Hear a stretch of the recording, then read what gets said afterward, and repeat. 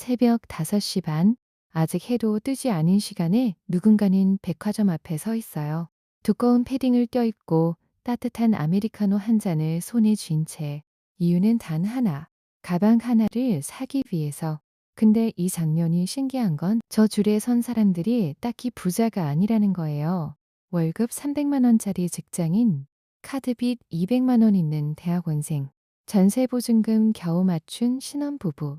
한 커뮤니티에 올려온 글입니다. 샤넬백 사려고 적금 깼어요. 카드론 썼는데 후회 없음. 가품이라도 들어야 사람 취급받는 것 같아서. 그리고 더 충격적인 건 이걸 보면서 이상하다고 생각하는 사람이 별로 없었어요. 많은 사람들이 사실은 자기도 한 번쯤 그 줄에 서보고 싶었다는 거예요. 왜 우리는 명품 앞에서 이성을 잃는 걸까요?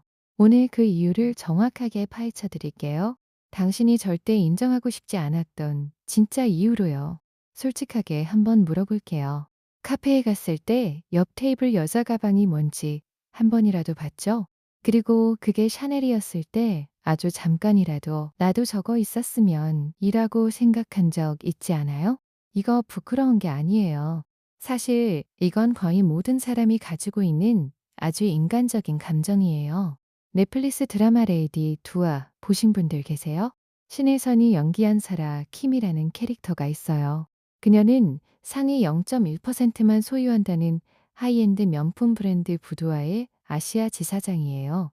첨담동 한복판을 걸으면 사람들이 알아서 길을 비켜요. 옷 하나, 가방 하나, 발걸음 하나에서 뿜어져 나오는 그 아우라. 근데 반전이 있어요. 그녀는 가짜였다. 이름도 가짜, 학력도 가짜, 출신도 가짜. 그리고 브랜드도 가짜. 근데 더 무서운 건 사람들이 그 가짜를 진짜보다 더 열광적으로 원했다는 거예요. 오픈런 줄을 서고 텐트까지 치면서 드라마 속 얘기라고요? 아니에요. 2006년 대한민국에서 실제로 일어난 일이에요. 빈센트 앤코라는 브랜드. 100년 전통 왕실 납품 명품 시계. 실제로는 홍콩에서 부품 사다가 조립한 짝퉁이었는데 강남 부유층, 연예인까지 속아서 수천만 원씩 질렀어요. 진짜보다 진짜 같은 가짜 앞에서 사람들은 눈이 멀었어요. 명품 하나 있으면 자신감이 달라져. 샤넬백 사고 나서 거울 보는 게 좋아졌어. 직장에서 내 위치가 달라 보이는 것 같아. 이 말들 이상해 보이나요? 아니요. 이건 정확히 우리 심리가 작동하는 방식이에요. 자, 이제 진짜 이야기 시작할게요. 여자들이 명품에 집착하는 건 단순히 허영심 때문이 아니에요. 그 안에는 훨씬 복잡하고 사실은 꽤 슬픈 심리들이 숨어 있어요. 나를 설명해주는 물건이 필요해. 말로 설명하기 어려운 내 가치를. 가방 하나가 단숨에 설명해주는 느낌. 이걸 심리학에서는 확장된 자아라고 해요. 사람은 자신이 소유한 물건에 자신의 정체성을 투영해요. 특히 우리나라처럼 외형으로 사람을 빠르게 판단하는 문화에서는 명품 가방 하나가 학력, 직업, 사회적 위치를 동시에 말해줘요. 같은 여자가 에코백을 들었을 때와 샤넬을 들었을 때 사람들의 첫 인상이 얼마나 달라지는지 연구한 실험이 있어요. 결과는 샤넬을 든 여자가 더 유능하고 더 매력적이고 더 신뢰가 간다고 평가받았어요.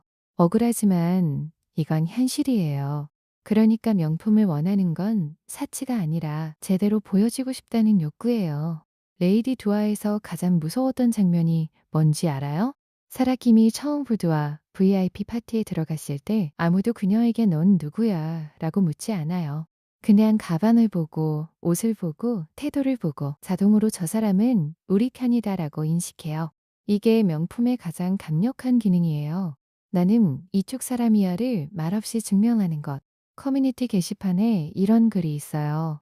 애 학교 엄마들 모임 갔는데 나만 명품백이 없었어. 그냥 그 자리가 너무 불편했음. 회사 임원진 부인들이 모이는 자리에 처음 갔는데 다들 에르메스였어. 나만 일반 브랜드. 다시는 그 모임 안 나갔어. 이거 단순한 허용이 아니에요. 사람은 집단에 속하고 싶어하는 본능이 있어요. 그리고 그 집단에 들어가는 입장권이 명품인 사회에서 명품을 못 가진 사람은 처음부터 문 밖에 서 있는 느낌을 받아요. 하루 종일 상사한테 치이고 집에 가도 쉬지 못하고 열심히 살았는데 뭔가 채워지지 않는 느낌. 이 순간 명품 매장 앞을 지나가면 어떻게 되냐면 뇌에서 도파민이 폭발해요. 이걸 사면 나를 보상해 줄 수 있어. 이걸 들고 나오는 순간만큼은 내가 주인공이야. 심리학에서는 이걸 감정 조절 쇼핑이라고 해요. 감정을 물건으로 처리하는 거예요. 근데 이게 문제인 이유는 명품 하나 샀을 때의 만족감은 딱 3일이에요. 그 후엔 또 다른 걸 원해요. 레이디 두아의 사라킴도 결국 그랬잖아요. 하나의 가짜 인생을 만들고 또 다른 가짜를 덮고 끝없이 쌓아올린 그 허상의 끝에서 정작 자신이 누구인지를 잃어버렸어요. 샤넬은 오르일만 있어. 지금 사는 게 제일 싸. 에르메스는 중고로 팔아도 본전이야. 이건 소비가 아니라 투자야. 천재적인 합리화죠. 근데 이걸 그냥 웃고 넘길 게 아니에요. 이건 우리 뇌가 인지 부조화를 해결하는 방식이에요.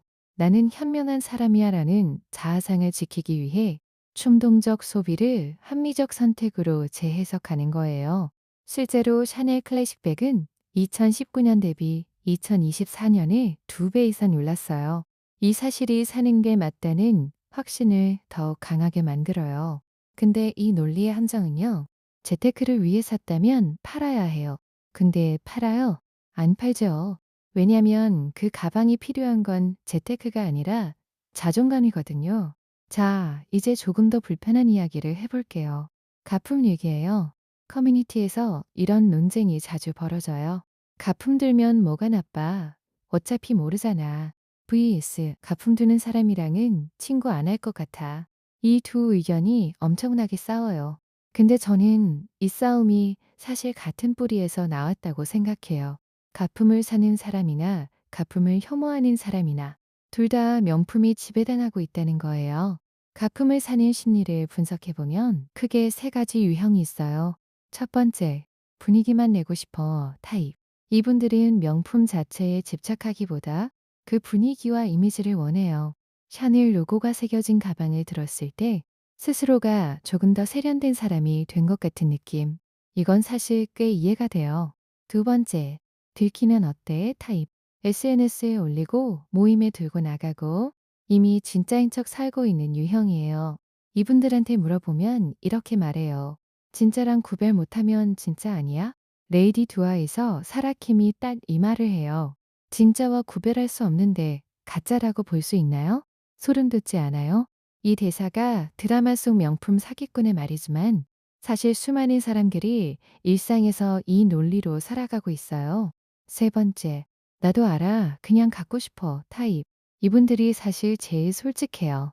진짜 살 형편이 안 되는데 그 느낌은 원해요. 근데 이 솔직한 뒤에 숨어 있는 감정은 꽤 아파요. 나는 진짜를 살 수 없는 사람이야. 이 박탈감을 가품으로 잠깐 덮는 거예요. 그리고 뒷얘기. 커뮤니티에서 실제로 공감을 가장 많이 받은 글이 있어요.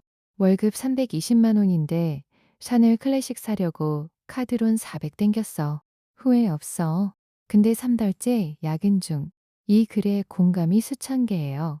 비판 댓글보다 공감 댓글이 훨씬 많아요. 나도 그랬는데 잘했어. 그 기분 알아. 왜일까요? 왜냐면 이분들은 단순히 가방을 산 게 아니에요. 월급 300만 원짜리 자신에게 너는 400만 원짜리 가방을 살 수 있는 사람이야 라고 증명해 주는 걸 산 거예요. 그 가방이 담고 있는 건 가죽과 금속이 아니라 자존감이었어요. 그리고 이 심리가 극단으로 가면 어떻게 되냐면 실제로 있었던 일이에요. 팔로워 1만 2천 명의 패션 인플루언서가 백화점 VIP 명품으로 온몸을 두른 채 매일 SNS에 올려요. 나는 이런 삶을 살아. 근데 실상은 그 명품 전부 빚으로 산 거였어요. 남의 돈 대신 카드 긁어주고 갚지 않고 결국 사기 피해 금액만 8,800만 원. 가짜 명품 VIP로 진짜 사람들을 속인 거예요. 이 사람도 처음엔 그냥 명품을 갖고 싶었던 사람이었을 거예요.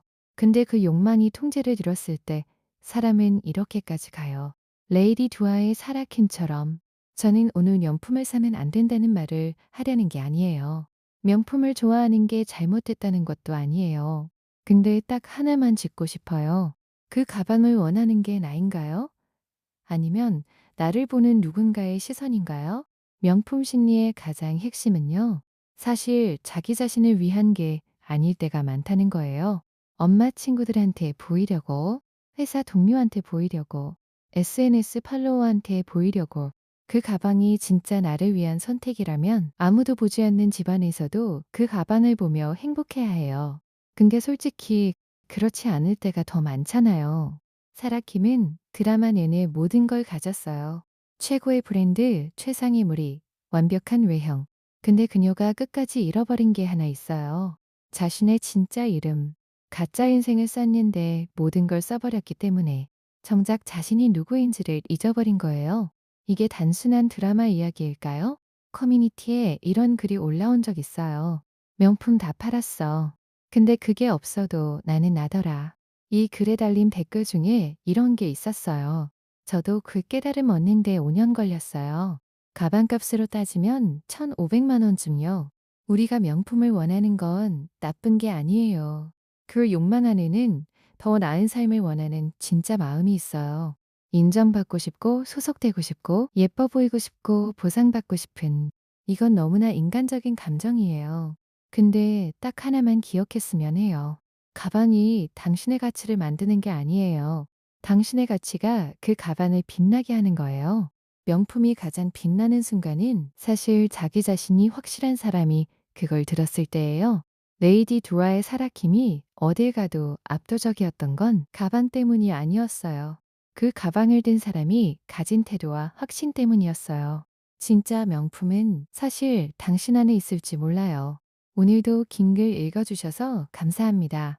구독과 좋아요 눌러주시면 복 받으실 거예요.